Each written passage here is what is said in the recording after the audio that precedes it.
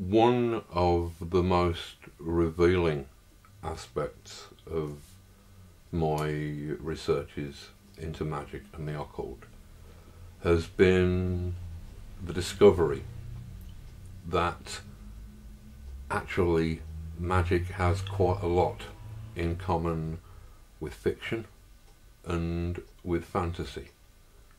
We almost get to the notion that the two are pretty well interchangeable.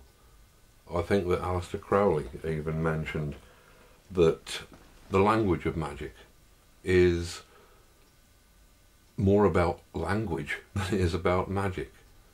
The idea of a grimoire, a dark book of spells. Grimoire is simply another way of spelling grammar. According to Crowley, to cast a spell is simply to spell.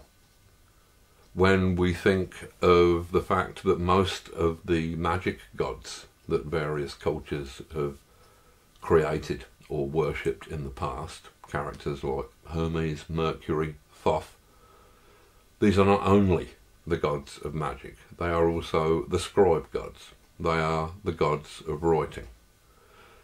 To some degree, the reason that I involved myself with magic was partly because as a writer I was feeling that something to do with the territory of writing itself, the way that anybody who's been writing for a given length of time will probably have anecdotes to tell you, strange little coincidences, things that they wrote and then something very similar happened to them, perhaps a day, perhaps a month, perhaps 10 years later. That there are these odd little incidents that tend to build up and that you tend to shove in a filing drawer just marked weird stuff. And because you have nowhere else to put them.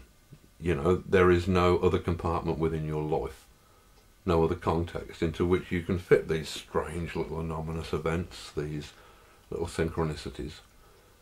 And eventually, as with myself, you might reach a point where you perhaps decide that the stuff in the drawer marked weird stuff is in fact the only important stuff, and that if you wish to progress as a writer beyond mere technique, then you might be advised to start looking at some of those events. This leads to a consideration of the relationship between fiction and reality. I started to come to the conclusion that fiction has an immaterial reality that is exactly equivalent to material reality. It is no less or more real, it is simply different. For example, we have a three-dimensional solid material chair, such as the one that I'm sitting in. This is real in material terms. Then we have the idea of a chair. The idea of a chair is perhaps more important than any single individual chair, and yet the idea of a chair exists nowhere in the physical universe. It cannot be measured in a laboratory. It is completely outside the realm of science, as are all of our thoughts, all of our internal events. To some degree, the things that happen in our heads are the only things that we can ever know with any certainty.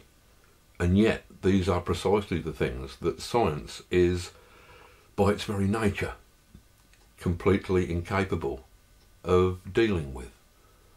Science, I think, would very often rather disprove consciousness on some basic level, would rather demonstrate that consciousness and awareness were a byproduct of, say, our biology, because then they would not have to deal with the problem of what Koestler and others referred to as the ghost in the machine.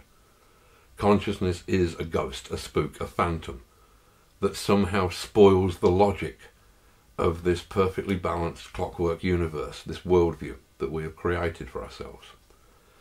Now, to me, if you're going to try and come up with a new way of talking about consciousness, then that is precisely what you need to do. You have to come up with a new way of looking at the basic phenomena. It will not be scientific, it cannot be scientific.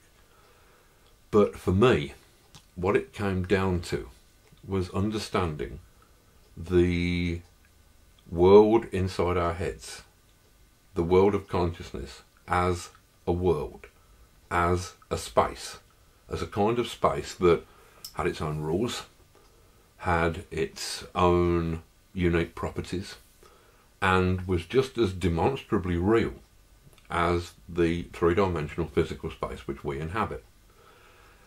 Starting to consider the nature of that space tends to lead you to consider previous attempts to define consciousness in spatial terms. You could think of Plato with his world of ideal forms, something that exists nowhere in physical reality, but which, according to Plato, must exist, must precede physical reality, must be this world of essences that all material form is merely a kind of distant echo of. There are other ideas. There is Carl Jung's idea of a mass unconscious. This again is a sort of a place somewhere within our ancestral memory. There is Karl Popper, who talked of World 3. World 3 is a kind of hypothetical abstract space in which immaterial human constructions, ideologies, for example, Marxism, these are constructs that do not actually have a material form, but are nonetheless important and often sizable mechanisms in the world of ideas. To me, the world inside our heads, I gave it the working label of idea space. I believe that it can be treated as a space, and that, yes, just as we each have our own private address in physical space, just as we have our own private house or flat or room, then so too do we have our own private area of consciousness. This is the area that we generally label as ourself.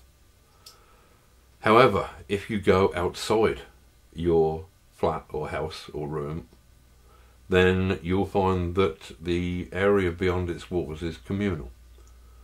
I think this may also be true of the kind of conceptual space that I'm talking about.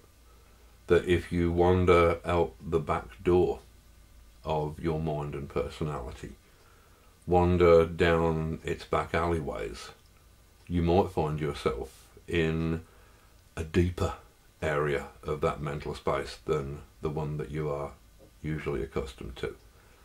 You might find that there are different rules which seem to apply in these deeper areas of consciousness. You might find that there are people, creatures, things living there, flora and fauna. And to some degree this is central to all my ideas of magic. And by magic I mean basically what everybody means by magic. I mean a rabbit out of a hat. I mean something emerging demonstrably from nothing. So to a certain degree, in that I would include our physical universe emerging from a single point in a quantum vacuum. I would include any human thought or idea or work of art which demonstrably starts out nowhere, starts out in the silence of our minds. First there is no idea, then there is the flickering of an idea, then there is a fully realised idea, and then finally we have a physical artifact which we can hold in our hands. We have a book, we have a painting. This to me is a magical act. any act of creation is a magical act, which is probably why I tend to express most of my magical thinking in terms of creative acts. If I can turn it into a piece of writing or a set of images or a performance so that other people can share the information concerning that realm, then to me that is part of what a magician's job is. It is almost that the magician acts as a travel guide or an overseas reporter, if you like, from this phantasmagoric, platonic realm of the human mind and the human imagination.